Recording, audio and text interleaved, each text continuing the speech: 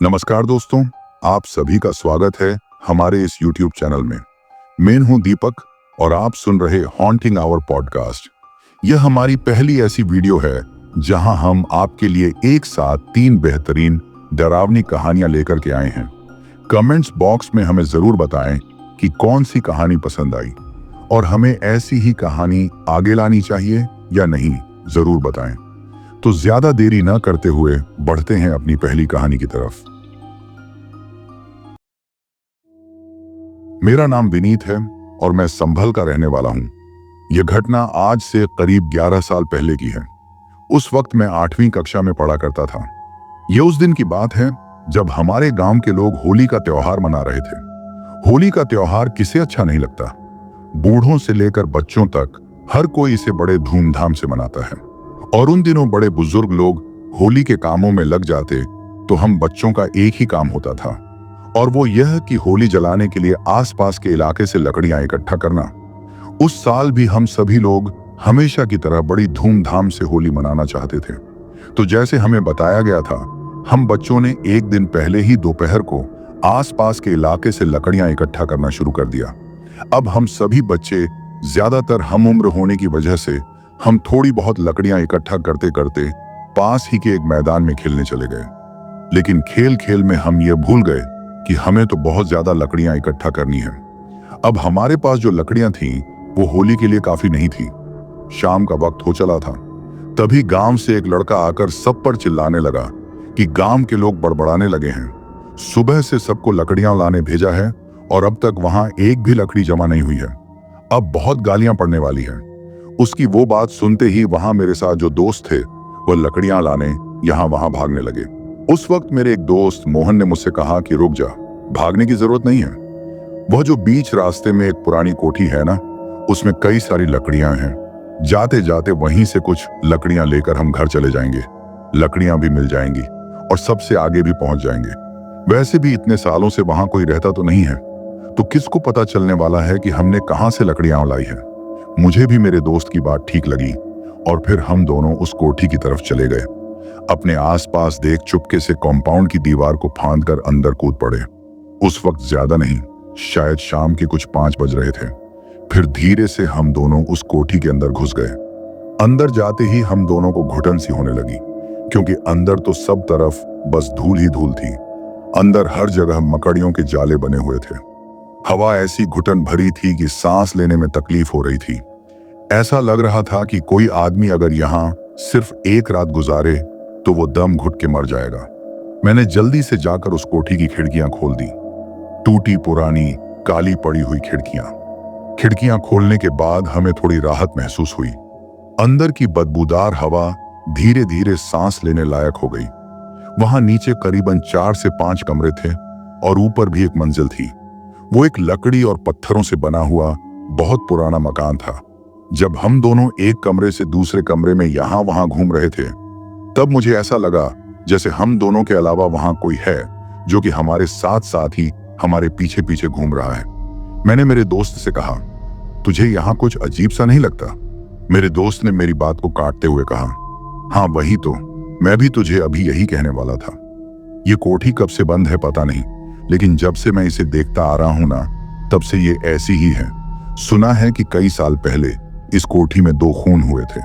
उसके बाद से ये कोठी ऐसी ही बंद पड़ी हुई है और शायद इसीलिए डर के मारे यहाँ कोई आता जाता नहीं। मैं तो बचपन से यही आसपास खेलता आ रहा हूँ, लेकिन मुझे आज तक यहाँ कुछ भी अजीब दिखाई नहीं दिया। मेरे दोस्त की बात सही थी। हम बच्चे कब ऐसी बातों को सीरियस लेते हैं। वैसे भी हम सभी बड़ों की बातों को मजाक समझकर भुला देते हैं। मुझे भी कभी कभी ऐसा ही लगता था कि यह बड़े लोग बच्चों को डराने के लिए कुछ भी बकवास कहानियां बनाकर सुनाते रहते हैं। जब हम एक कमरे से दूसरे कमरों में जा रहे थे तो अंदर ज्यादा लकड़ियां नहीं थी। मैंने मेरे दोस्त से कहा, अभी तूने तो कहा था कि यहाँ बहुत सारी लकड़ियां हैं। तब उसने पलटकर मुझे जवाब दिया, ये गांव वालों ने एक एक कर शायद यहां से लकड़ियां गायब कर दी है। अच्छा चलो ऊपर चलकर देखते हैं। तब मैंने मोहन से आगे और पूछा, अच्छा यहाँ असल में हुआ क्या था? उसने गंभीर आवाज में कहा, 2 खून हुए थे। मैंने फिर जिज्ञासा से पूछा, मतलब किसके किसके? इसी घर के मालिक और मालकिन का। अब मेरी जिज्ञासा और बढ़ती जा रही थी। मतलब कैसे? किसने मारा था उन्हें? मोहन ने मुंह बनाते हुए कहा। अबे बहुत पकाऊ स्टोरी है। कहते हैं कि इस घर का मालिक बहुत शक्की इंसान था। हर वक्त अपनी पत्नी पर शक किया करता था। ऊपर से उसे कोई औलाद भी नहीं थी। तो एक दिन उसने गुस्से में आकर सबसे पहले अपनी पत्नी को मार डाला और किसी को पता ना चले, इसलिए उसने उसे यहीं कहीं दफना दिया। कुछ ही दिनों बाद वह पागल जैसा बर्ताव करने लगा और फिर एक दिन उसी की पत्नी के भूत ने आकर उसे भी मार डाला। ऐसा भी कभी होता है क्या?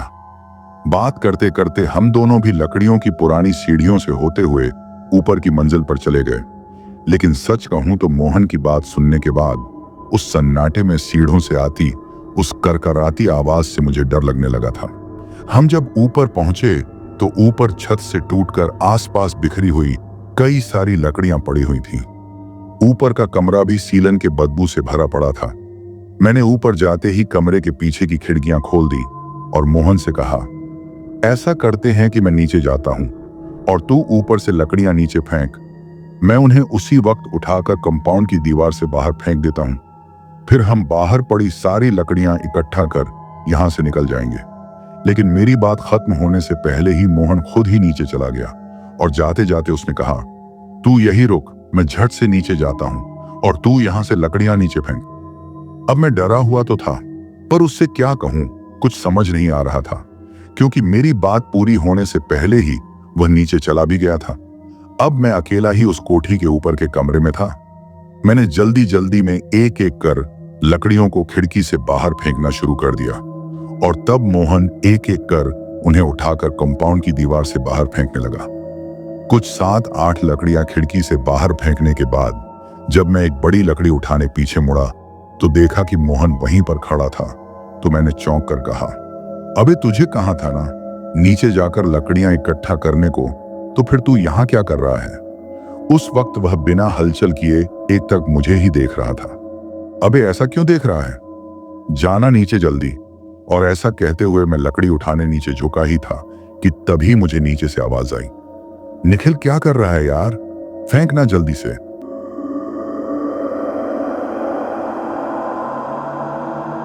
उस आवाज को सुनकर मेरा दिमाग सुन्न सर रह गया। मैंने वहीं से नीचे खिड़की से बाहर झांक कर देखा।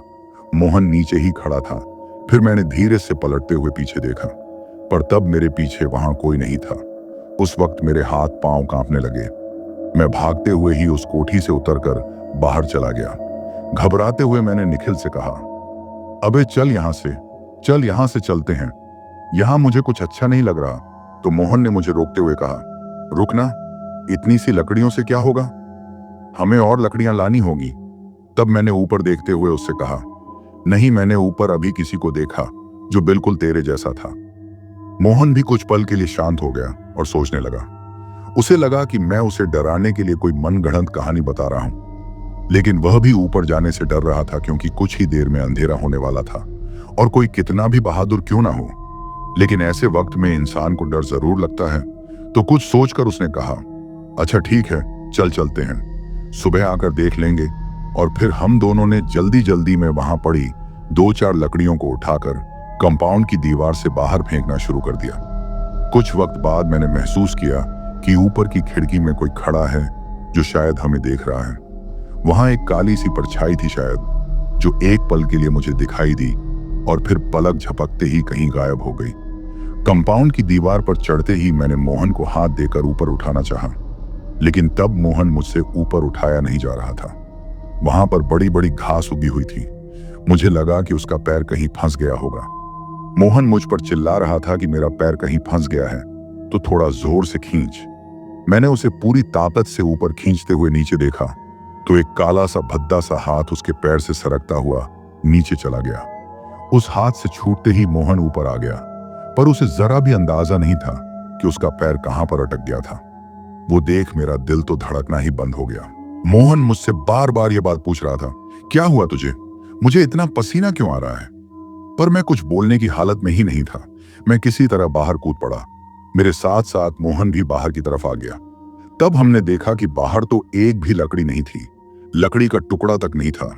वह देख हम दोनों हैरान रह गए थे।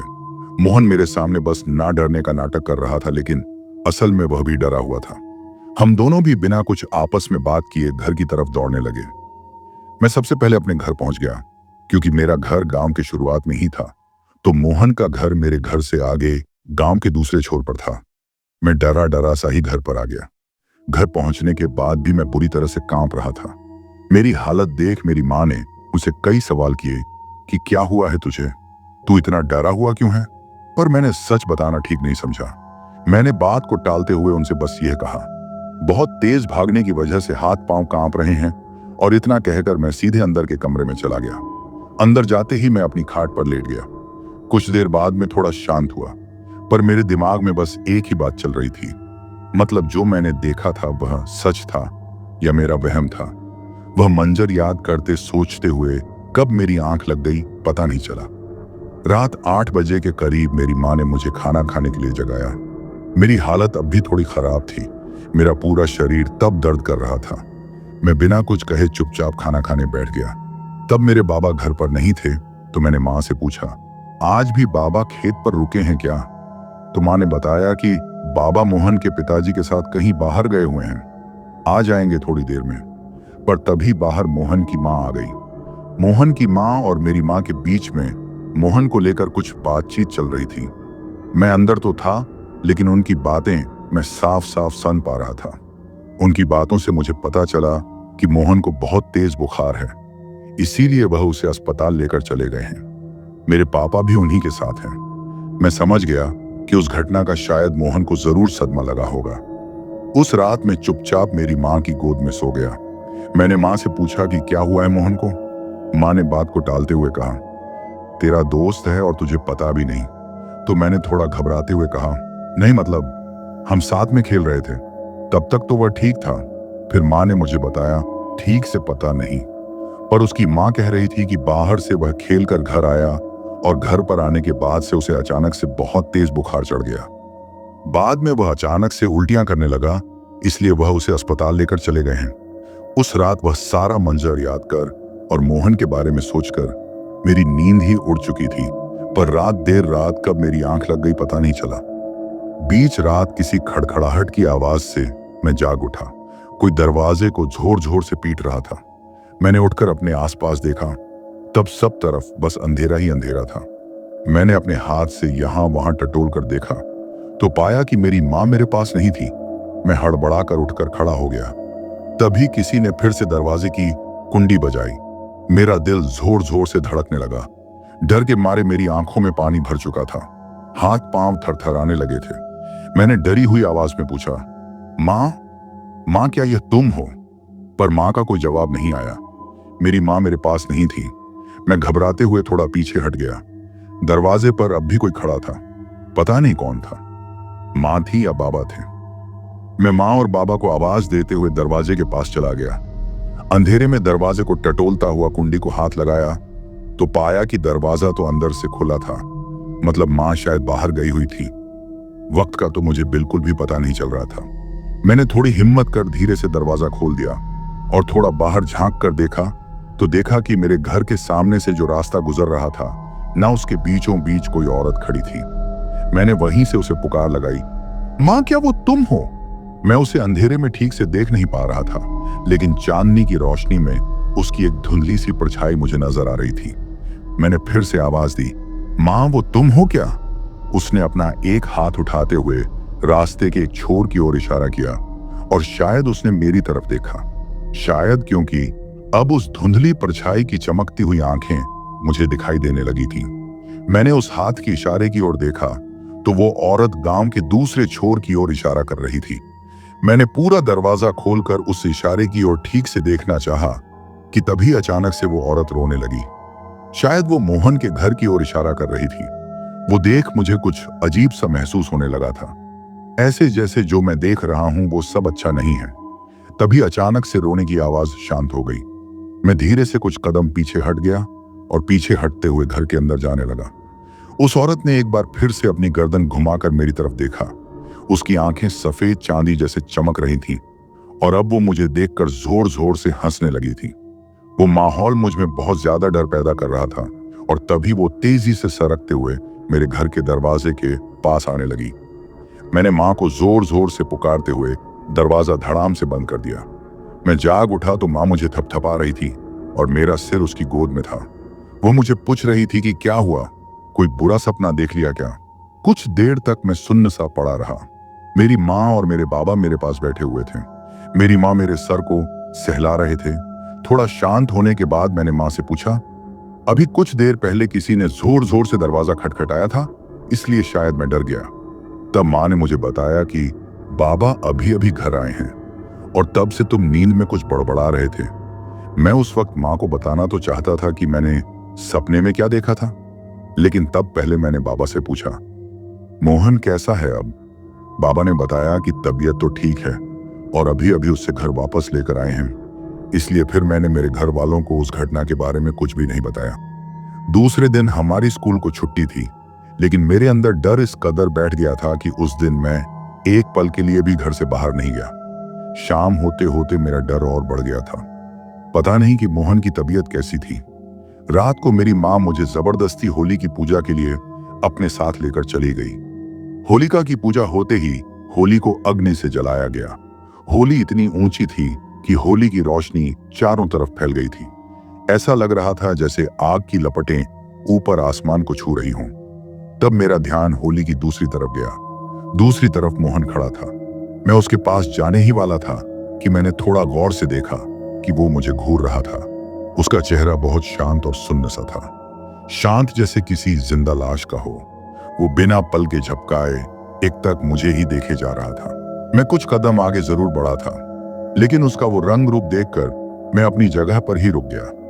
कल की घटना के बाद मुझे उसके पास जाने से भी डर लग रहा था, पर तभी मैंने महसूस किया कि कोई परछाई उसके पीछे उभर रही है। हल्के हल्के किसी आग की तरह वो परछाई उसी के पीछे खड़ी लहरा रही है। होली की आंख की रोशनी में उसका चेहरा मुझे लाल लाल जलता हुआ दिखाई दे रहा था। उसके पीछे की परछाई काली सी थी, साफ साफ तो नजर नहीं आ रही थी, पर कुछ देर में वो परछाई फिर से छोटे होते होते शायद मोहन के पीछे कहीं छिप गई। तब मोहन ने एक आखिरी बार मुझे गुस्सैल भरी नजरों से देखा और मुझे देखता हुआ वह पीछे मुड़कर चलने लगा। मैंने उससे अपनी नजरें हटा ली और फिर नजर चुराकर उसे देखने लगा। वो पीछे पीछे जाते हुए अंधेरे में कहीं चला गया। सारे लोग अपनी ही धुन में थे। किसी का मोहन पर ध्यान नहीं था। उसके उस बर्ताव की वजह से मुझे उससे बात करने से भी डर लगने लगा था। कुछ वक्त बाद मैं भी अपने घर चला गया। आधी रात हो चुकी थी, लेकिन अब भी मुझे नींद नहीं आ रही थी। बार बार मोहन का वो लाल लाल चेहरा मेरी आंखों के सामने आ रहा था। बीच रात बाहर किसी तरह का हंगामा खड़ा हो गया। बाबा तेजी से उठकर घर के बाहर चले गए। माँ भी उठते हुए जाकर दरवाजे के पास खड़े हो गए। मैं अपनी आंखों को मसलते हुए माँ के पीछे छुपकर बाहर देखने लगा। बाहर गांव के कुछ लोग मोहन को ढूंढ रहे थे। माँ ने मुझे अंदर जाकर सोने को कहा। दूसरे दिन सुबह तक सभी लोग मोहन को ढूंढ रहे थे। वो कहाँ चला गया था, किसी को कुछ पता नहीं चला। वो होली के बाद से ही कहीं गायब हो गया था और शायद मैं अकेला इंसान था जिसने मोहन को आखिरी बार कहीं जाते हुए देखा था, काले घने अंधेरे में। पर अंधेरा कहां तक जाता है किसी को नहीं पता। हमारे देश में बहुत प्राचीन किले एवं हवेलियां हैं। हर शहर में मौजूद हैं। हर किला व हवेली अपनी एक अलग कहानी बयान करता है। कई किले एवं हवेलियां हमारे हिंदू राजाओं के हैं और कई मुस्लिम राजाओं के हैं। कुछ बड़े बड़े किलों एवं हवेलियों को सरकार ने अपनी हिफाजत में ले रखा है। सरकार उसकी देखरेख करती है और समय समय पर उसकी मरम्मत कराती रहती है। ऐसा ही एक हवेली जयपुर के छोटे से शहर अलवर में स्थित है। इस हवेली को भानगढ़ के किले के रूप में जाना जाता है, क्योंकि इसका डिजाइन एक किले के आकार का है। यह किला कई वर्षों से लोगों के कौतूहल का विषय बना हुआ है।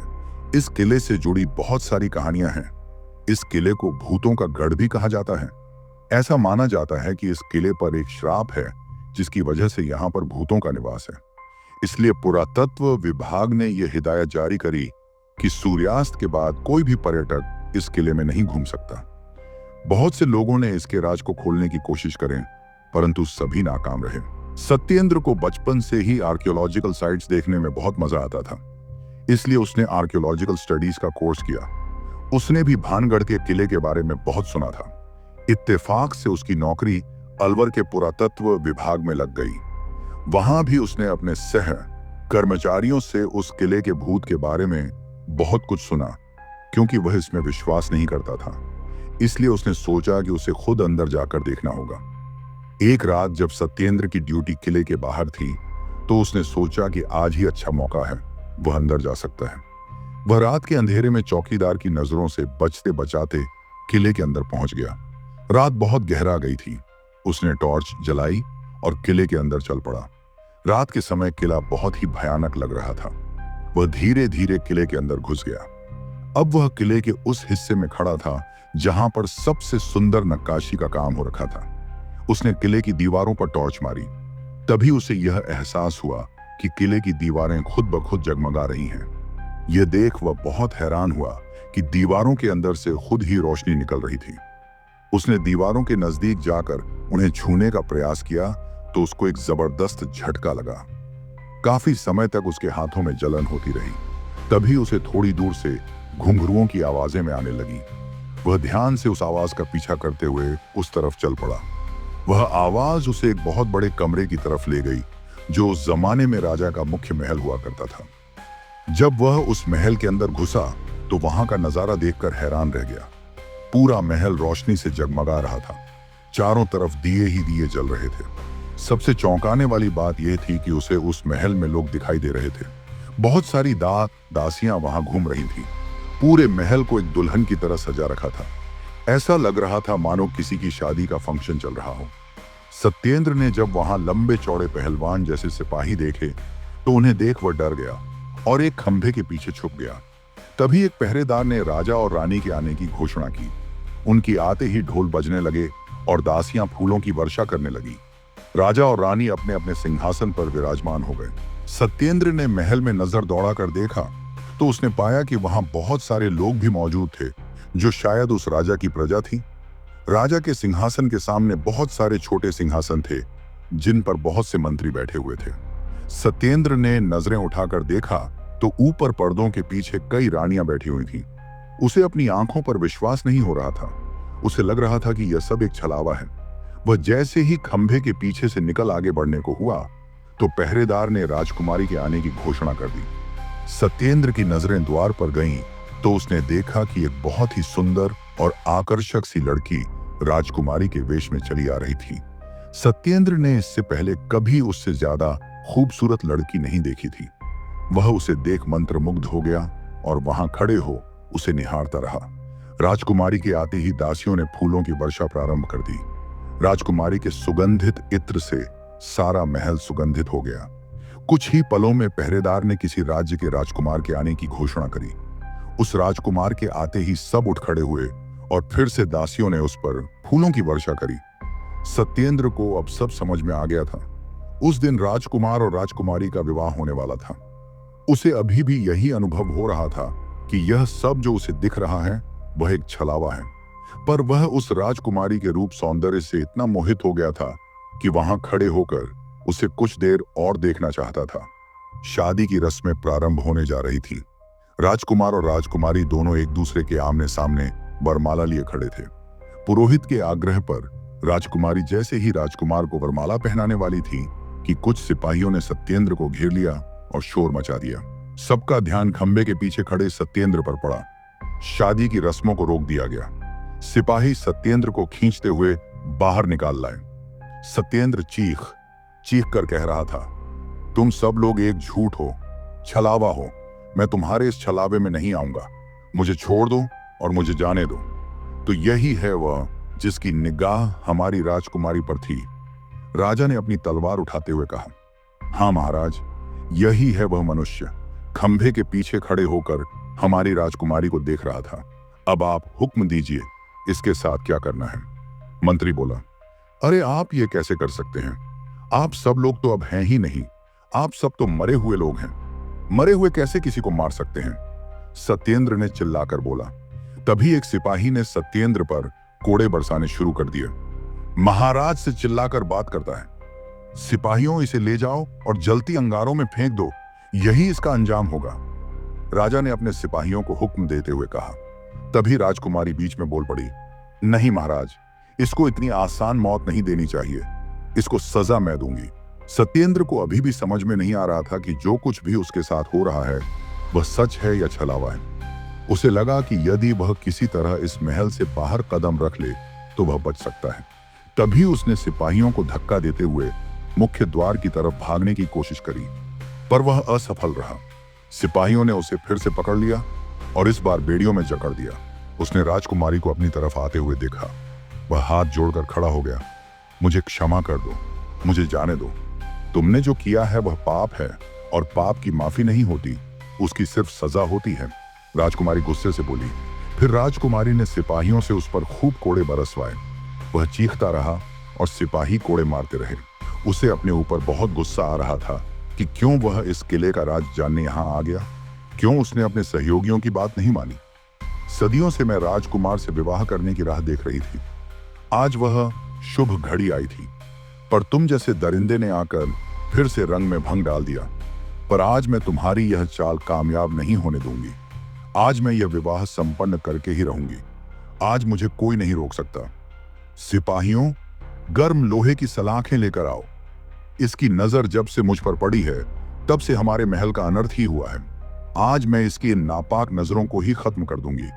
राजकुमारी ने रौद्र रूप धारण करते हुए कहा। सिपाही गर्म लोहे की सलाखें ले आए। सत्येंद्र को सलाखों से बांध दिया गया। राजकुमारी के आदेश पर सिपाही गर्म लोहे की सलाखें लेकर उसकी तरफ बढ़े। वह झटपटाने लगा, पर क्योंकि उसको बांध रखा था इसलिए वह कुछ नहीं कर पा रहा था। सिपाहियों को अपनी तरफ बढ़ते देख सत्येंद्र के हाथ पैर फूल गए।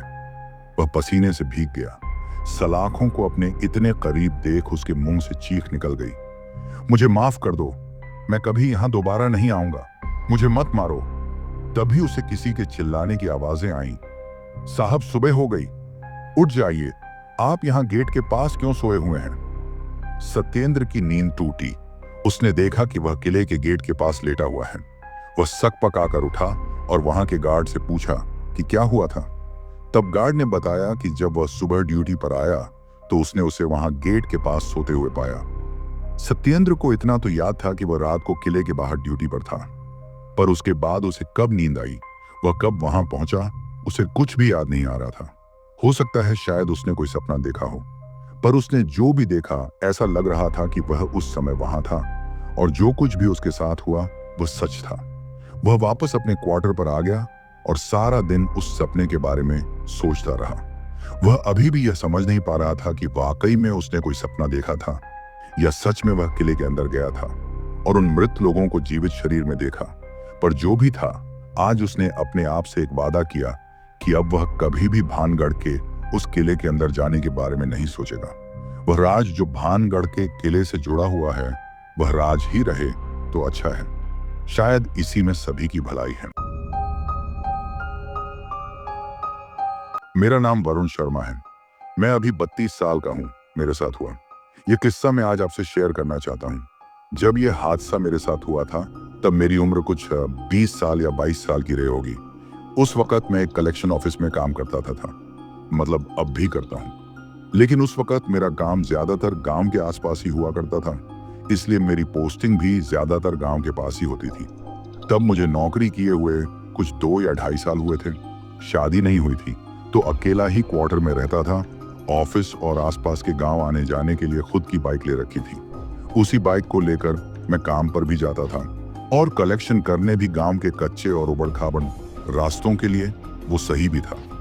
मुझे अच्छे से याद है कि वो मार्च का महीना था और सारे सरकारी काम को मार्च में बिलिंग करके क्लोज करना होता था, तो इसीलिए मुझे रोज गांव जाना पड़ रहा था। उस महीने में सबसे ज्यादा काम होता था, लेकिन नई नौकरी थी तो काम करने में अच्छा भी लगता था। ऐसे ही एक बार मुझे एक गांव जाना था। वेला मुंडा नाम था उस गांव का, और उस गांव जाने के लिए मुझे एक और गांव से होकर जाना था जो कि नवीन पल्ली था। इस गांव में मेरा हमेशा से ही आना जाना होता रहता था, इसलिए मैंने यह सोचा कि अगर जाना ही है तो पहले नवीन पल्ली जाकर अपना काम निपटा लूंगा और फिर रात उसी गांव के सरपंच के यहाँ रुक जाऊंगा और फिर वहां से सुबह सुबह वेला मुंडा के लिए निकल जाऊंगा। उन दिनों काम के सिलसिले में मेरी गांव के सरपंच से अच्छी पहचान हो गई थी, तो फिर यह सोचकर ही मैं अपने काम के लिए घर से निकल पड़ा। मैं घर से निकला ही था कि बाहर देखा तो बारिश हो रही थी। वो दिन भी अजीब था। शायद उस दिन साल की पहली बारिश हो रही थी। वो जो आम आने के पहले होते हैं ना, वही वाली। मैंने वापस घर के अंदर जाकर अपना पुराना सरकारी रेन कोट निकाला और उसे पहनकर मैं अपनी बाइक से निकल पड़ा। बारिश की वजह से रास्ते और भी खराब हो चुके थे। उन कच्चे पक्के रास्तों से बाइक को चलाते हुए आखिरकार मैं नवीन पल्ली गांव पहुंच गया। वहां के ऑफिस पहुंचकर मैंने सारे बिल्स बनाकर हिसाब लगा लिया और अपने सारे काम भी निपटा लिए। उसके बाद सरपंच जी के यहाँ जाने के लिए ऑफिस से निकला कि तभी उसी ऑफिस के बड़े बाबू ने मुझसे कहा कि उनके यहाँ भी एक क्वार्टर खाली है। मैं चाहूं तो वहां रह सकता हूं। वहां फैन, बेड, लाइट वगैरह सब है।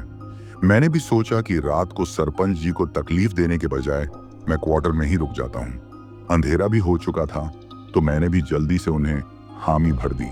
लेकिन दफ्तर से बाहर गया तो देखा कि मेरी बाइक का टायर पूरा दब चुका था। टायर जरूर पंचर हुआ होगा। बारिश होने की वजह से मेरा उस तरफ ज्यादा ध्यान नहीं गया था। लेकिन अब असल मामला यह था कि कल सुबह मैं दूसरे गांव जाऊंगा तो कैसे, और ऊपर से बारिश भी हो रही थी। मैं वापस ऑफिस के अंदर चला गया और बड़े बाबू को बाइक की हालत के बारे में बताया। मेरी गाड़ी की हालत देखते हुए उन्होंने कहा कि अभी तो गैराज बंद हुए होंगे, शाम के 7 से 8 बजे तक यहाँ पर सब कुछ बंद कर देते हैं और अब सुबह 9 बजे से पहले कोई गैराज खोलेगा भी नहीं। एक काम करो, थोड़ी देर यहीं रुक जाओ, मैं तुम्हें मेरी गाड़ी से क्वार्टर तक छोड़ दूंगा और फिर सुबह यहाँ से ट्रेन से दूसरे गांव चले जाना। लेकिन फिर मैंने सोचा कि अगर अब ट्रेन से जाना ही है तो क्यों ना अभी निकल जाऊं। ट्रेन में मेरी नींद भी पूरी हो जाएगी और सफर का पता भी नहीं चलेगा। सुबह जल्दी पहुंचूंगा तो जल्दी से वहां का काम निपटा के शाम तक यहाँ वापस आ जाऊंगा। तो मैंने ये बात बड़े बाबू को बताई। उन्हें भी मेरा प्लान अच्छा लगा तो उन्होंने कहा कि ठीक है, कल सुबह किसी से कहकर मैं तुम्हारी गाड़ी ठीक करवा दूंगा और मैं अब ड्राइवर से कह देता हूँ, वो तुम्हें स्टेशन तक छोड़कर वापस आ जाएगा। मेरा काम बन गया था। बड़े बाबू की गाड़ी बाहर किसी काम से गई हुई थी। कुछ 1 घंटे बाद ड्राइवर गाड़ी लेकर वहां आ गया और फिर हम दोनों स्टेशन के लिए निकल पड़े। स्टेशन पहुंचकर मैंने टिकट ली और फिर कुछ ही टाइम में ट्रेन भी आ गई।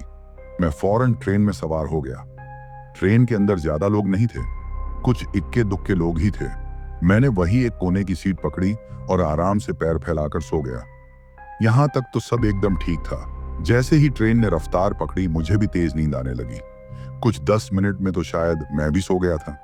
फिर अचानक से मुझे गर्मी होने लगी। आंख खुलकर देखा तो गाड़ी के अंदर घना अंधेरा था और बाहर से हल्की रोशनी खिड़की से अंदर आ रही थी। शायद मैं किसी स्टेशन पर था। मैंने सोचा कि कहीं मैं पहुंच तो नहीं गया। ये सोचते हुए उठकर मैं गेट पर जाकर खड़ा हो गया। बाहर देखा तो मैं वेल्ला मुंडा स्टेशन पर पहुंच गया था। तो मैंने अपना सामान उठाया और मैं वहीं उतर गया। आसपास के सभी लोग चैन की नींद सो रहे थे। मैं नीचे उतरा तो देखा कि वहां पर कोई भी नहीं था। इसलिए मैंने घड़ी में देखा तो रात के कुछ 2-2:30 बज रहे थे। मैंने सोचा यार, ये तो मुझे आधा घंटा पहले ही पहुंचा दिया। अच्छा ही है, लेकिन अभी गांव तक पैदल जाना पड़ेगा। तभी मुझे ख्याल आया कि क्यों ना 2-3 घंटे यही वेटिंग रूम में रुक जाऊं और फिर थोड़ी देर बाद हल्का सा बेरा होने पर यहां से एक गांव की तरफ निकल जाऊंगा। और यह सोचकर मैं यहाँ वहां वेटिंग रूम को ढूंढ ही रहा था कि तभी मेरी नजर वहां एक कोने में खड़े 2 आदमियों पर पड़ी। यह वही वक्त था जब मैंने अपनी जिंदगी की सबसे बड़ी भूल की थी। मैं उनके पास चला गया और उनसे पूछने लगा कि वेटिंग रूम कहाँ है। उन्होंने मेरी बात का कोई जवाब नहीं दिया। वो तो बस किसी पुतले की तरह खड़े थे, उनमें कोई हलचल ही नहीं थी। फिर उन्होंने मेरी तरफ अपना सर घुमाकर देखा। वो मंजर कुछ यूं था जो बयान करना मुश्किल है। उनकी आंखें एकदम काली थी, किसी अंधेरे काली गुफा की तरह।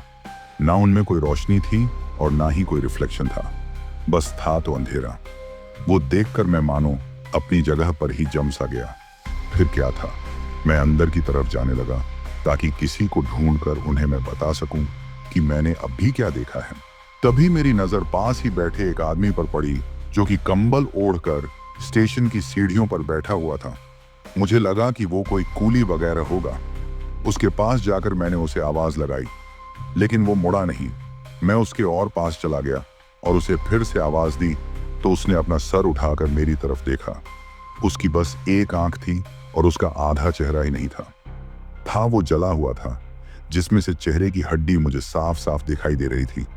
गाल में से मुझे उसके सारे दांत तक नजर आ रहे थे। बस ये देखा ही था कि मैं अपनी पूरी जान से चिल्लाते हुए वहां से भागने लगा। मैं बाहर का रास्ता ढूंढ रहा था, लेकिन कोई रास्ता मुझे दिखाई नहीं दे रहा था। फिर धीरे धीरे मुझे लोग देखने लगे। एक औरत थी जिसकी साड़ी जलकर उसके जिस्म पर ऐसी लिपटी हुई थी मानो वो उसके अंग का कोई हिस्सा ही हो, और उसके चेहरे पर, हाथों पर मांस झलकर लटक रहा था। मैं समझ नहीं पा रहा था कि मैं जो देख रहा हूं वो क्या है। अगर वो सपना है तो मुझे बस जागना है, और अगर वो हकीकत है तो आज मेरा आखिरी दिन है। मैं भगवान का नाम जपते हुए बस इधर से उधर भागते जा रहा था कि तभी मुझे कोई लड़का दिखाई दिया जिसके कमर से नीचे कुछ था ही नहीं। उसकी कमर के नीचे का हिस्सा कटा हुआ था, पेट के अंदर से एटिडिया निकलकर जमीन पर फैली हुई थी, और वो उन्हें घसीट हुए अपने हाथों के बल चला आ रहा था। वो सब कुछ मुझसे देखा नहीं जा रहा था। वो मेरे सहने की ताकत से बाहर था और मैं वहीं गिर पड़ा। मैं अपना होश खोने लगा था। शायद बस कुछ ही वक्त बचा था मेरे और मेरी मौत के बीच। वो सभी लोग मेरे आसपास खड़े थे, झुककर मुझे ही देख रहे थे, और अब मेरी आंखें धीरे धीरे बंद होती चली गईं। कुछ वक्त बाद मेरी आंखें खुली। अभी भी कुछ लोग मेरे आसपास खड़े थे। वो मुझे घूर रहे थे। मैं झट से चिल्लाते हुए उठकर पीछे हट गया, लेकिन वो सभी लोग ठीक ठाक थे। वो वेला मुंडा गांव के ही लोग थे जो मुझे बेहोशी की हालत में देख रहे थे। उन्हीं में से किसी ने मुझे पानी पिलाया। मैंने घड़ी में देखा तो सुबह के 5 बज चुके थे, और वही लोग मुझे कुछ देर बाद अस्पताल लेकर चले गए। तब उन्हीं में से एक आदमी ने मुझे बताया कि बहुत सालों पहले वो ही हमारे गांव का स्टेशन हुआ करता था, लेकिन एक रात की दुर्घटना की वजह से वो बंद हो गया है। उसमें काफी लोग जलकर मर गए थे। शायद मैंने भी उन्हीं को देखा था। उस घटना के बाद से मैंने अपना तबादला करवा लिया। चाहे आप मुझे डरपोक कहो, लेकिन मैं वो मंजर फिर कभी देखना नहीं चाहता था। यह भगवान की कृपा है कि मैं उससे जिंदा बच गया था, क्योंकि अगर गांव वालों की माने तो आज तक वहां से कोई भी जिंदा लौटकर वापस नहीं आया था।